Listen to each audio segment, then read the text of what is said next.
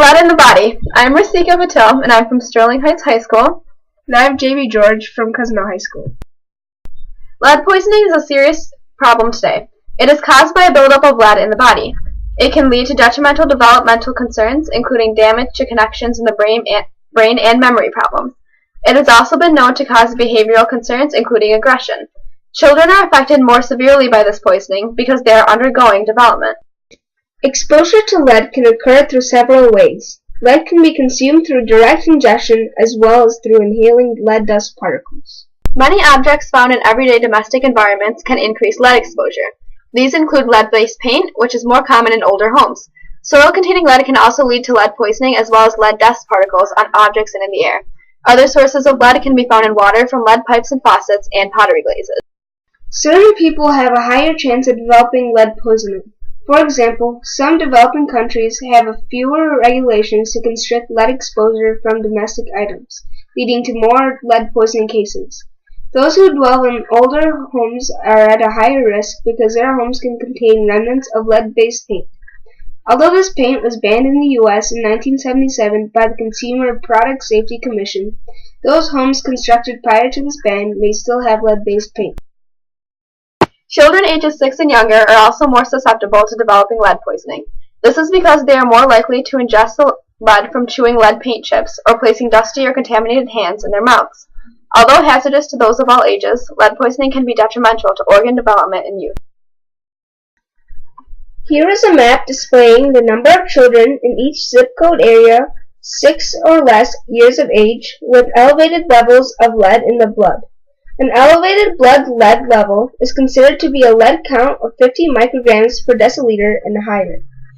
The circles displayed in the map are proportional in size to the number of children with elevated blood lead levels.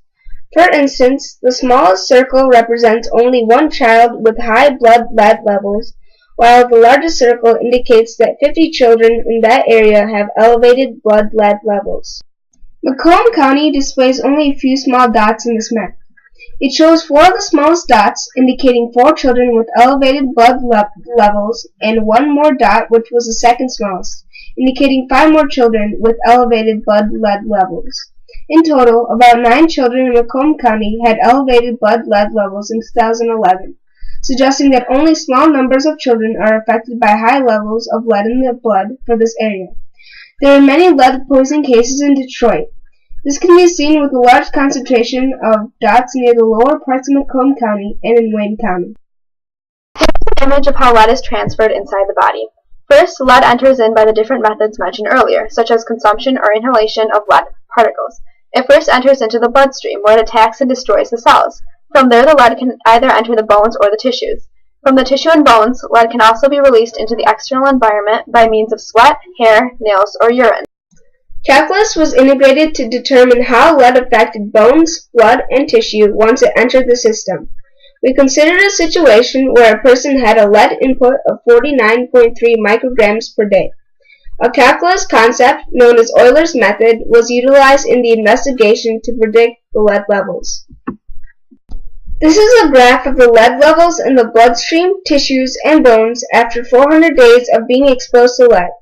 As is shown, the lead levels grew exponentially, then started to stabilize in the blood and tissues. In the bones, however, lead levels increased at a high rate with no sign of stabilization. This is another graph that shows how after 800 days, the lead levels in the blood and tissues have either almost or fully stabilized, while the levels in the bones continue to increase at a high rate with still no sign of stabilizing. The lead levels in the blood, bones, and tissue all eventually reach equilibrium. After some calculations, it was determined that it would take about 5 years for the lead levels in the blood to stabilize, 2 years for the lead in the tissue, and about 552 years for the bones. It takes a longer time for the lead levels to stabilize in the bones because they retain high lead concentrations for decades. Another situation was considered. What would happen if the person that was exposed to 49.3 micrograms of lead daily moved to a lead-free environment after 400 days of exposure? Using Euler's methods once again, the results showed that the lead levels in the blood and the tissues reached almost 0 micrograms, while the levels in the bones continued to increase and finally peaked at more than 2,500 micrograms in about 590 days. Once it did this, it begins to decrease slightly. It was calculated that it would take about 64 years before the levels in the bones would reach half of the peak amount. The lead appears in kidneys soon afterwards. Normally the kidney acts as a filter, but when lead is present, it is retained in high concentrations. Lead also affects the cerebellum, which is involved in several cognitive processes including learning and attention. It hinders it from structuring, which can negatively affect fine motor skills. Lead can have irreversible negative effects on connections in the brain, such as decreased intelligence and learning disabilities. It can also lead to extreme behavioral problems such as aggression. Many studies have shown a relationship between lead levels and intelligence, which is measured by intelligence quotient or IQ points. As the lead levels increase, the result has been a lower IQ. The difference of IQ between a person with 1 microgram of lead compared to one with 10 micrograms is about 7.4 IQ points. As the lead levels increase to above 10 micrograms, the IQ does not drop as significantly, but it still has a negative impact.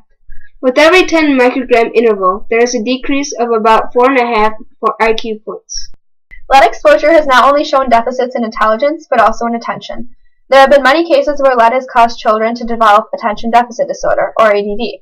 Lead also harms the hippocampus, which plays a major role in short-term and long-term memory. Those affected by lead have shown impairments in mental capabilities and in reasoning. Children that are lead poisoned are prone to become discouraged and depressed easily, as well as frustrated, inattentive, and withdrawn. They are 7 times more likely to drop out of school than children with low levels of lead. They are also known to turn to delinquency and aggression. When the prefrontal cortex is damaged by lead, behavioral impairments tend to arise as well. Lead poisoning affects many youth and adults not only in America but across the world. It is an issue that must be addressed with preventative provisions.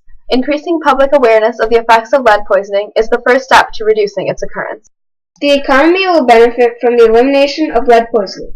Fewer medical costs, the increase of income resulting from an increase in IQ, along with several other factors displayed in the image shown here, results in an estimated $110 to $319 billion that is saved annually. To reverse the effects of lead poisoning and foster growth in those already inflicted, schools should emphasize reading, give children healthy foods, and stress physical education. Providing a clean and stimulating environment can help to prevent future poisoning cases. Schools can also improve the current situation by incorporating stimulating field trips into their curricula. Implementing individualized plans for students can allow those with high lead levels to learn at their own pace. These students will be more focused and less overwhelmed by the information presented to them. Providing such students with personal attention can aid in fostering their learning capabilities. To prevent lead poisoning in your family, watch for traces of lead in your household. If your home was built prior to 1987, test for any traces of lead-based paint. You should also test for corrosion in any lead piping or fixtures. You can also contact a professional to test your home. A professional can conduct a paint inspection which informs of the lead content of every different type of painted surface in your home. A paint inspection is applicable when purchasing a home or signing a lease. It aids you in determining how to maintain lead safety within your household. A risk assessment may also be conducted by a professional. This informs you of any sources of serious lead exposure, including peeling paint and lead dust. It also tells you how to address these hazards. For more information on how to protect your family from exposure to lead, visit the link provided. This website, created by the Environmental Protection Agency, or EPA, details specific methods of lead exposure and methods of eliminating these risks. Lead poisoning is caused by consumption or inhalation of lead. The levels of lead in the blood, tissues, and bones can be modeled using calculus techniques. Euler's method shows that the levels of lead in bones require a longer period of time to stabilize than in the bloodstream and tissues. Lead poisoning can cause severe health risks. It affects many important organs, including the brain and kidneys. It can hinder cognitive processes and cause behavioral issues. Spreading awareness and implementing new school measures can begin to prevent future cases of lead poisoning. Here are our acknowledgments.